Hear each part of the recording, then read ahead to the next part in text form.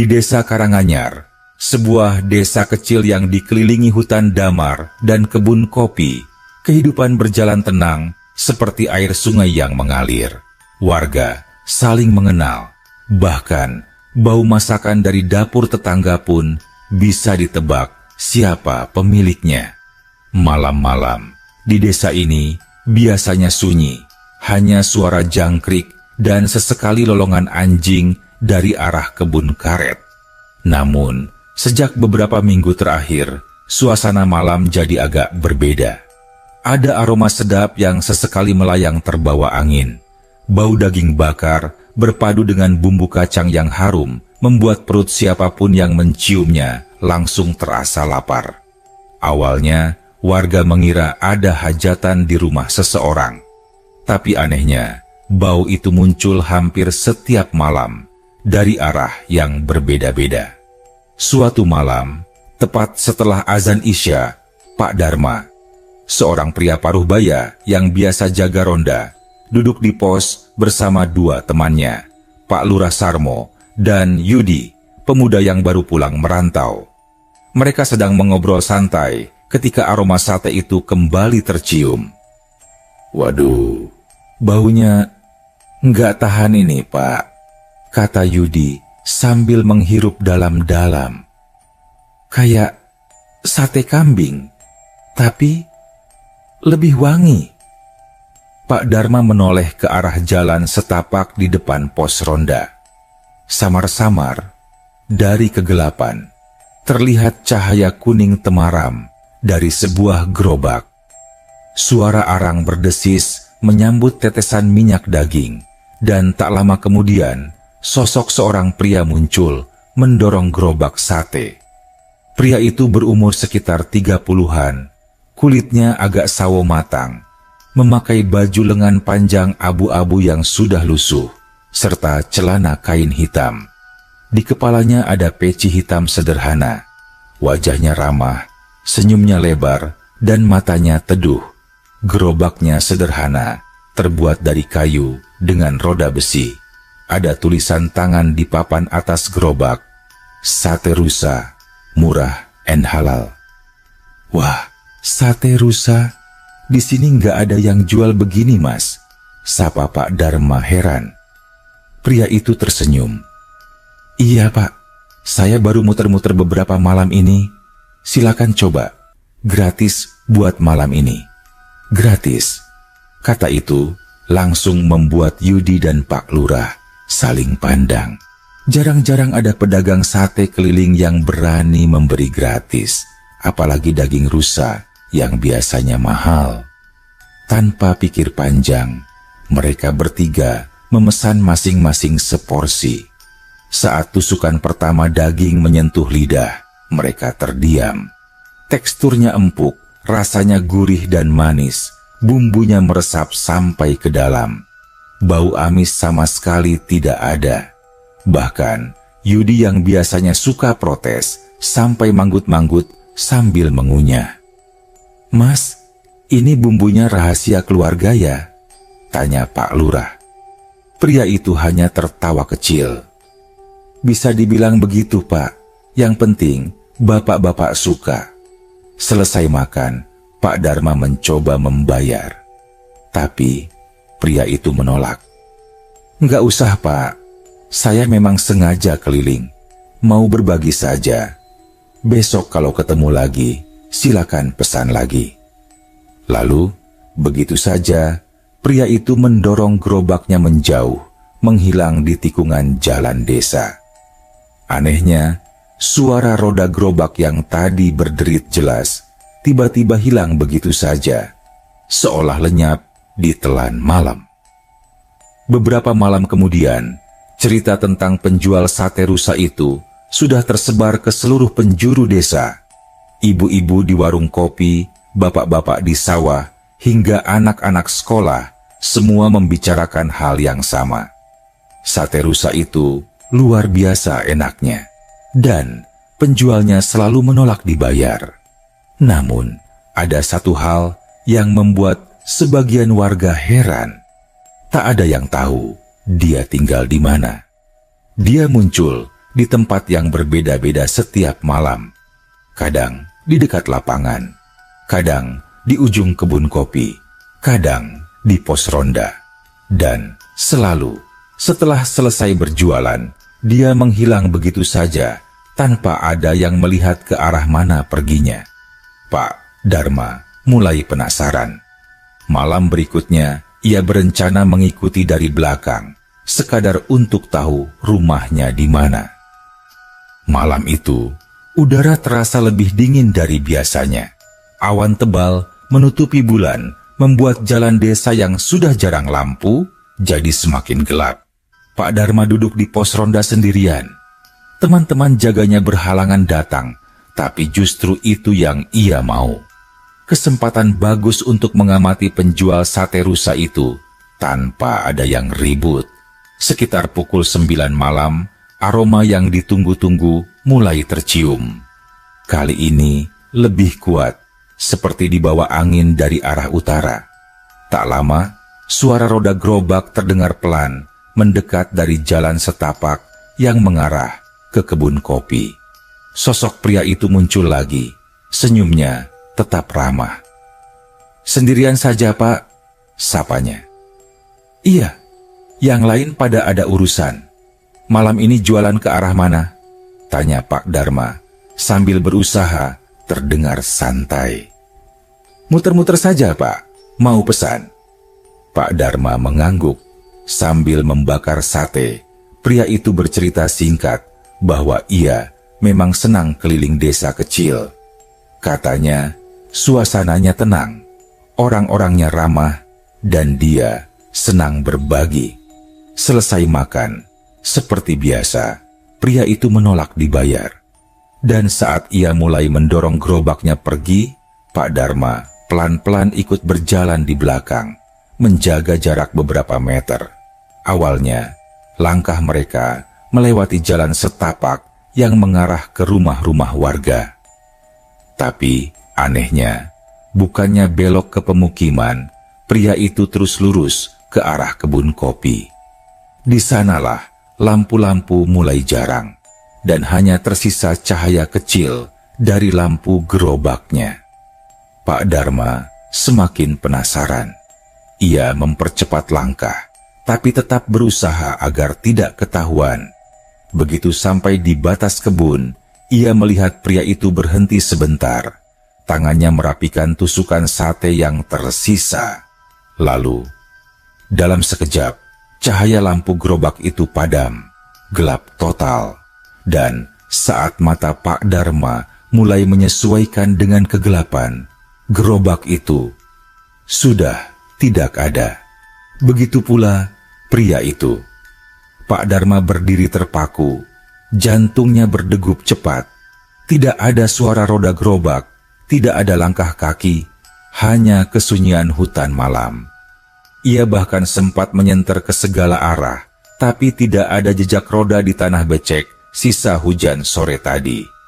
Dengan perasaan campur aduk, Pak Dharma memutuskan pulang. Sepanjang jalan, ia mencoba berpikir logis. Mungkin pria itu lewat jalur tikus yang dia tidak tahu. Atau mungkin ia memang tinggal dekat kebun kopi. Tapi, tetap saja, rasanya tidak masuk akal menghilang secepat itu. Keesokan paginya, di warung kopi Bu Siti, Pak Dharma menceritakan kejadian itu.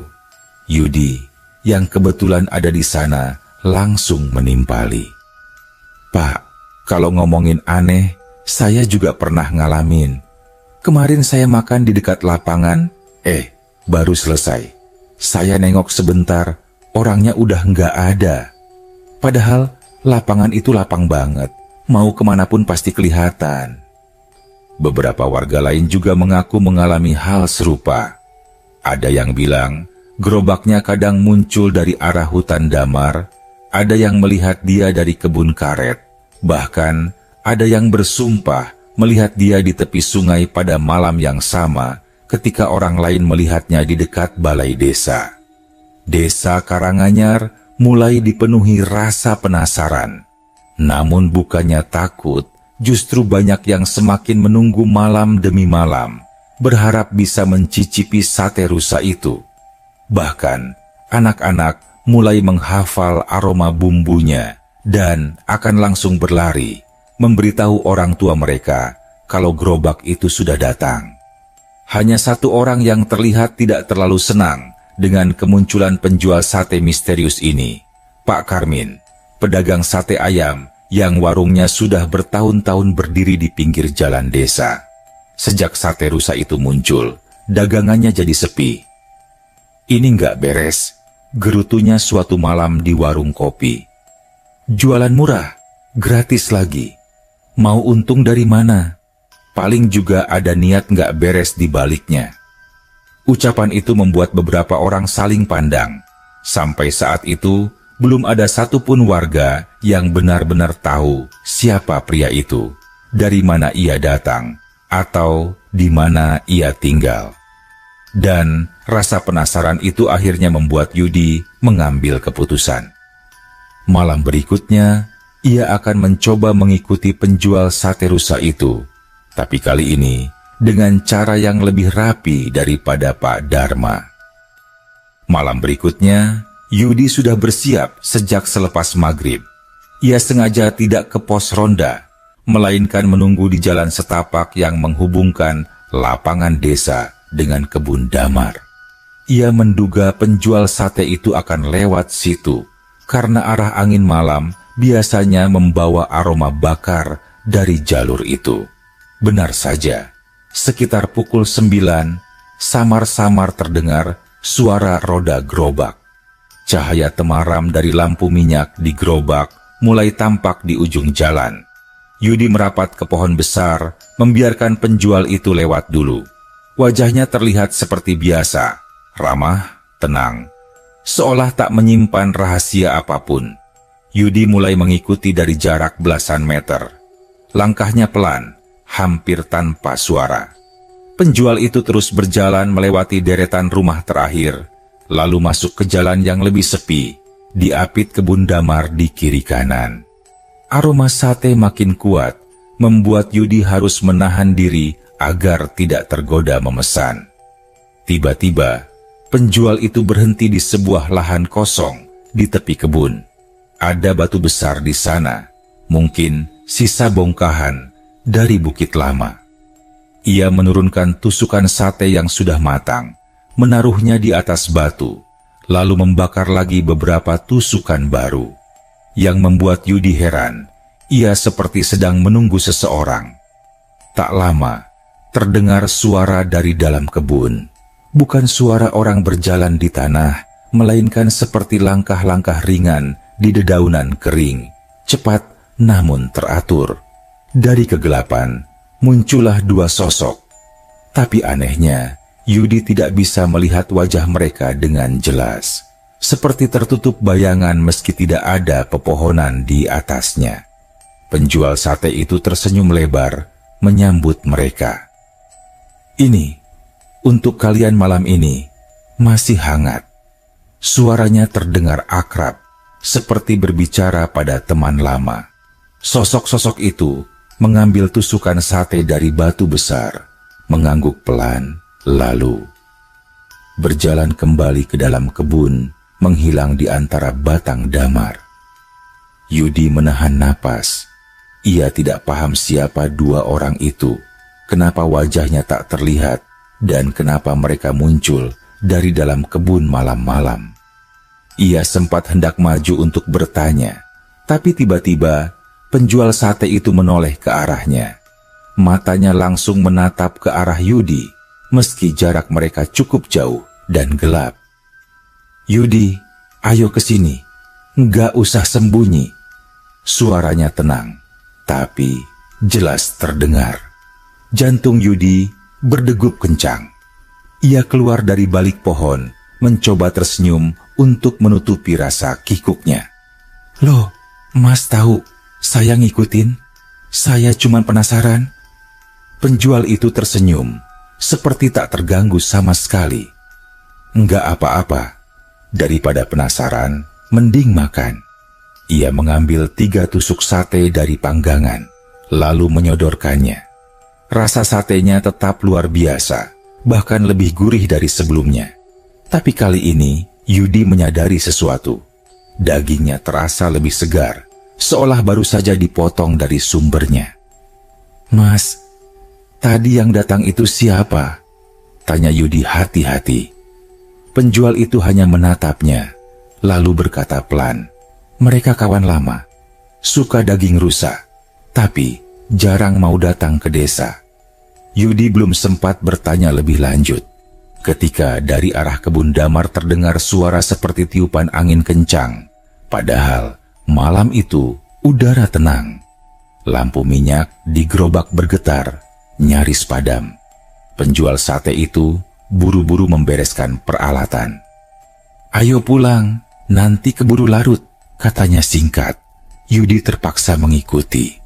Tapi ketika mereka keluar dari kebun dan sampai di jalan desa, penjual itu tiba-tiba berkata, "Yudi, nanti ada waktunya saya cerita.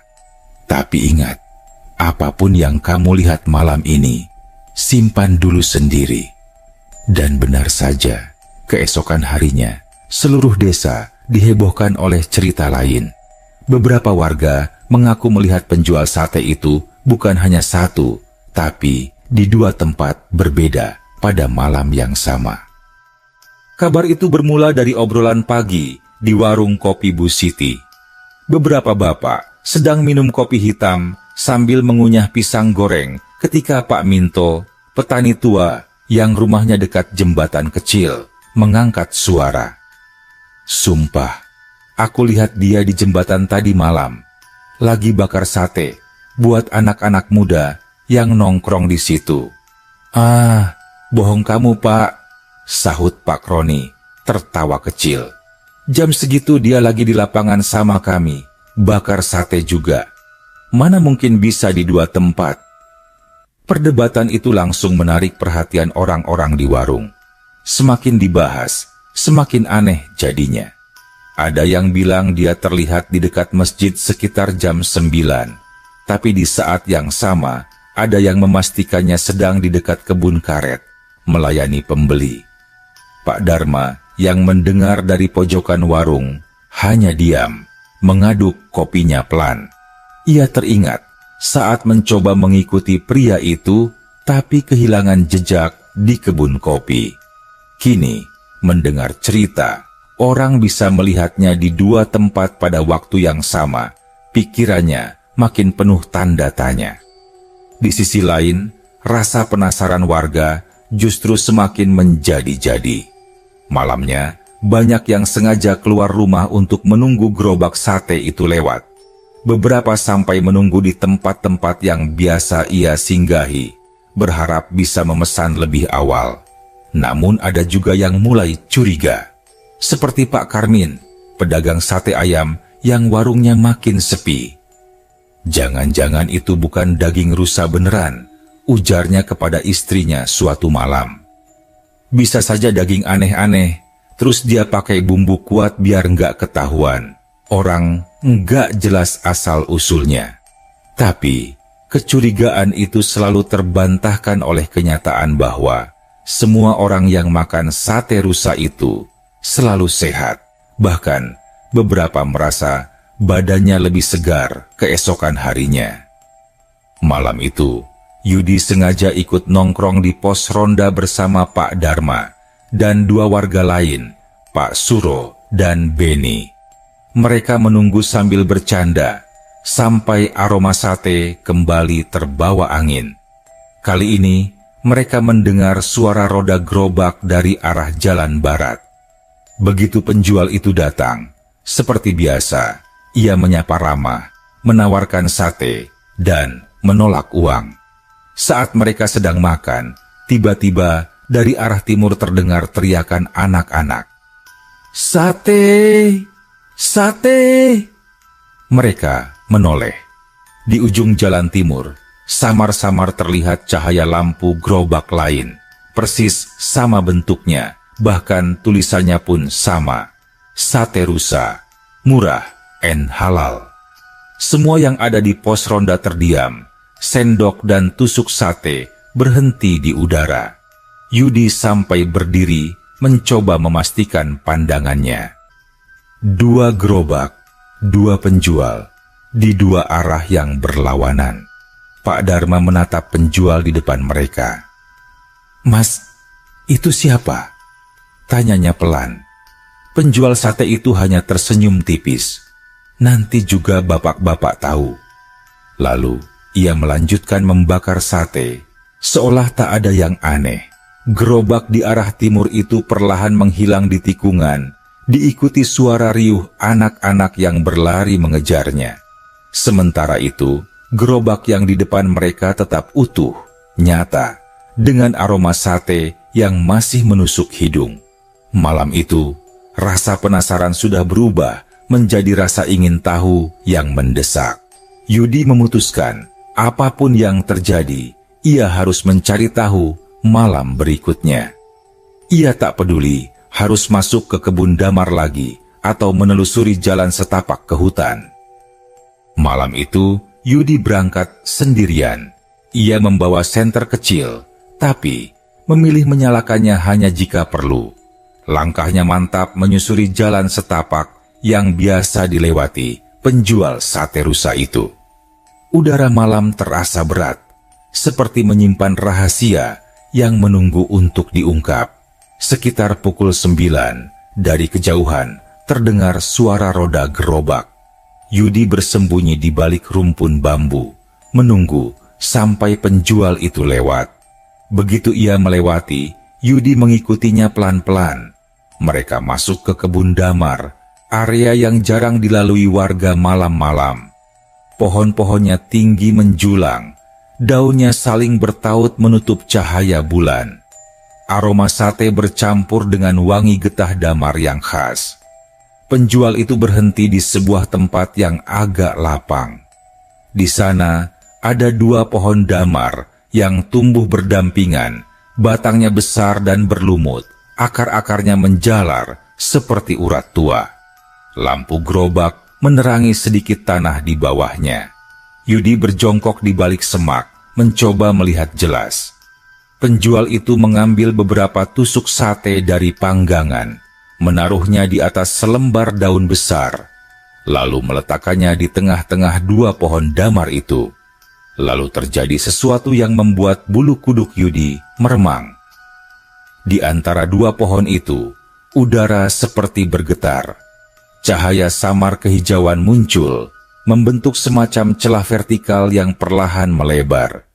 Dari dalamnya, keluar 2 sosok yang Yudi pernah lihat sekilas sebelumnya, yang wajahnya seperti tertutup bayangan. Namun kali ini, ketika mereka mendekat, bayangan itu sirna. Wajah mereka terlihat jelas. Kulitnya pucat namun sehat, mata mereka tajam tapi teduh. Pakaian mereka seperti baju lurik sederhana, tapi motifnya asing bagi Yudi. Mereka menyapa penjual sate itu dengan bahasa yang terdengar seperti bahasa daerah, tapi ada logat yang tidak ia kenal. Penjual itu menjawab dengan fasih, lalu menyodorkan sate di atas daun. "Aku masih akan keliling desa beberapa minggu," katanya kepada mereka. Orang-orang di sini baik, mereka menjaga hutan ini dengan hati-hati. Sosok itu mengangguk, lalu berkata pelan, "Itu sebabnya kami setuju kau membagi hasil hutan pada mereka. Tapi ingat, jangan terlalu sering menunjukkan jalan ini." Mereka kemudian kembali melangkah masuk ke celah cahaya di antara pohon damar. Dan saat cahaya itu memudar, celah itu menutup, hanya menyisakan batang pohon seperti semula. Yudi ternganga. Napasnya nyaris tercekat. Ia sadar baru saja melihat sesuatu yang tidak seharusnya ia lihat, semacam pintu ke tempat lain. Penjual sate itu menoleh, menatap Yudi dengan senyum tenang. "Kamu keras kepala juga?" "Ya, sudah saya bilang, nanti akan saya ceritakan. Tapi karena kamu sudah melihat." Ia mendorong gerobaknya mendekat. "Aku bukan pedagang dari desa sebelah. Rumahku ada di seberang pintu tadi." Orang-orang di tempatku hidup berdampingan dengan hutan dan hewan-hewan di dalamnya. Rusa yang kau makan, tidak kami buru sembarangan. Mereka sudah mati secara alami, dan kami olah untuk dimakan. Itu sebabnya dagingnya segar, tapi tak amis. Yudi masih terpaku, mencoba mencerna kata-kata itu. Aku datang ke sini, lanjutnya, untuk berterima kasih. Desa kalian tidak pernah menebang damar sembarangan, tidak memburu rusa di hutan ini, dan selalu menjaga sungai tetap bersih. Sate ini hanya cara kecil untuk berbagi rezeki dari hutan yang kita jaga bersama. Suasana hening sejenak, hanya terdengar suara arang yang sesekali berdesis. Yudi menatap mata penjual sate itu, dan untuk pertama kalinya, ia merasakan sesuatu yang hangat, jauh dari rasa takut. Namun sebelum Yudi sempat bertanya lebih jauh, penjual sate itu berkata, "Sudah larut, pulanglah. Besok aku akan mampir ke pos ronda. Aku akan bicara pada semua yang mau mendengar." Malam itu, Yudi berjalan pulang dengan perasaan campur aduk. Ia tahu, ia baru saja menginjak batas dunia yang selama ini hanya ada di cerita orang tua. Kampung Bunian. Keesokan harinya, kabar entah dari mana sudah beredar di desa Karanganyar. Penjual sate rusa itu akan mampir ke pos ronda malam ini, dan katanya akan cerita kepada siapa saja yang mau mendengar. Tidak butuh waktu lama, pos ronda yang biasanya sepi jadi penuh. Bapak-bapak duduk di bangku panjang, ibu-ibu berdiri di belakang sambil menggendong anak, bahkan remaja-remaja yang biasanya nongkrong di lapangan ikut datang. Lampu petromak digantung di tengah, cahayanya bergoyang pelan tertiup angin. Tepat pukul 8, dari arah jalan barat, suara roda gerobak mulai terdengar. Semua mata menoleh. Penjual sate itu muncul, mendorong gerobaknya perlahan. Senyum ramah tak pernah lepas dari wajahnya. "Astagfirullah, banyak sekali yang datang," ujarnya sambil tertawa kecil. "Kalau tahu begini, saya bawa tusukan lebih banyak." Ia mulai membakar sate. Aroma daging rusa langsung memenuhi udara. Orang-orang yang berdiri di dekat panggangan sampai menelan ludah. Sambil menunggu matang, ia duduk di kursi bambu dan mulai bercerita. "Bapak-bapak, ibu-ibu, saya tidak berasal dari desa ini, juga bukan dari desa sebelah. Rumah saya ada di seberang hutan damar itu," ujarnya sambil menunjuk ke arah utara. "Tempat saya tinggal.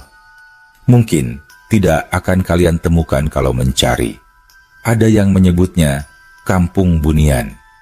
Bisik-bisik langsung terdengar di antara warga. Ada yang kaget, ada yang tersenyum tak percaya, tapi tak ada yang memotong ceritanya. "Di tempat kami hidup berdampingan dengan hutan. Rusa, kijang, burung, semuanya adalah bagian dari keluarga kami. Kami tidak berburu untuk kesenangan, hanya mengambil yang memang sudah menjadi rezeki kami. Beberapa minggu lalu, ada kabar dari tetua kami bahwa desa ini telah menjaga hutan dengan baik selama puluhan tahun, tidak menebang damar sembarangan, tidak mengeruk sungai, tidak memburu hewan liar." Ia berhenti sebentar, menyerahkan piring berisi sate kepada anak kecil yang menatapnya dengan mata berbinar. "Karena itu, kami sepakat untuk berbagi. Sate ini hanyalah tanda terima kasih. Saya keliling setiap malam agar semua yang mau bisa mencicipinya. Tidak usah membayar, karena ini memang bukan untuk dijual." Pak Karmin, yang selama ini curiga, akhirnya angkat bicara. "Kalau begitu, berarti Mas ini bukan manusia biasa?" Penjual sate itu tersenyum. "Bapak bisa menyebutnya begitu, tapi saya sama seperti kalian. Bisa lapar, bisa haus, bisa senang, bisa sedih. Bedanya, saya pulang ke tempat yang mungkin tidak semua orang bisa lihat. Warga saling pandang. Keheningan melingkupi pos ronda. Tidak ada rasa takut di wajah mereka, hanya keterpukauan. Bahkan Pak Karmin yang tadinya curiga pun akhirnya mengambil tusuk sate, mencicipinya, lalu mengangguk pelan. "Mas, kenapa mau repot-repot berbagi dengan kami?" tanya Bu Siti pelan. "Karena terima kasih itu harus disampaikan, dan saya tidak punya cara lain yang lebih baik daripada memberi apa yang saya punya."